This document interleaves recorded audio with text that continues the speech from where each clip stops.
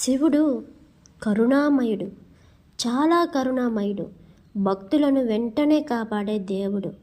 కానీ కొన్ని పనులు చేస్తే శివుడికి కోపం వస్తుందని పురాణాలు చెబుతున్నాయి.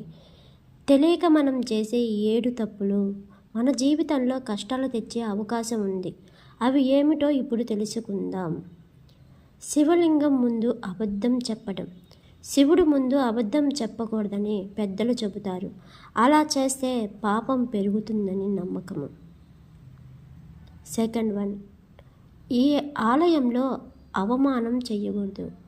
శివాలయంలో గౌరవం లేకుండా ప్రవర్తించడం మంచిది కాదు.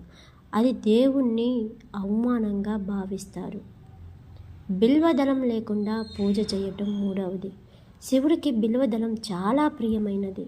అది లేకుండా పూజ చేస్తే పూజ పూర్తిగా భావించరు. 4వది, ఇతరులను బాధ పెట్టడము.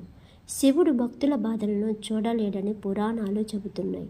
అందుకే ఇతరులకు కష్టం ఇవ్వకూడదు. ఆయన బోలాశంకరుడు. శివయ్య అని పిలవంగానే ఆయన తప్పకుండా మన ప్రార్థన ఆలకిస్తాడు. ఇంకా 5వది, శివుణ్ణి నమ్మకపోవడం. కష్టాల్లో ఉన్నప్పుడు దేవుని మర్చిపోవడం మంచిది కాదు.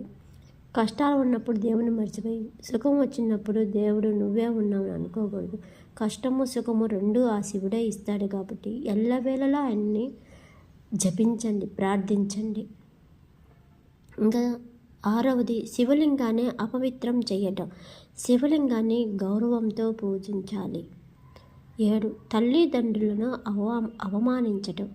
పురాణాల ప్రకారం తల్లిదండ్రులను గౌరవించని వారిపై దేవుని కటాక్షం తగ్గుతుందని అంటారు. అందుకని మన ఇంట్లో ఉన్న ప్రతి తల్లిదండ్రులను గౌరవించండి. వాళ్ళు మీకోసం ఎంతో కష్టపడుతుంటారు. వాళ్ళ మీద కోపపడకండి. అందుకే భక్తులు ఎప్పుడు ఇలా ప్రార్థిస్తారు, ఓం నమః శివాయ. ఎప్పుడు శివుడి ఆశీర్వాదం మీ కుటుంబంపై ఎప్పుడు ఉండాలి.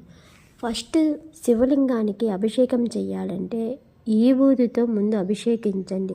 శివుడు ఎంతో ప్రీతికరం చెందుతాడు. ఓం నమః శివాయ.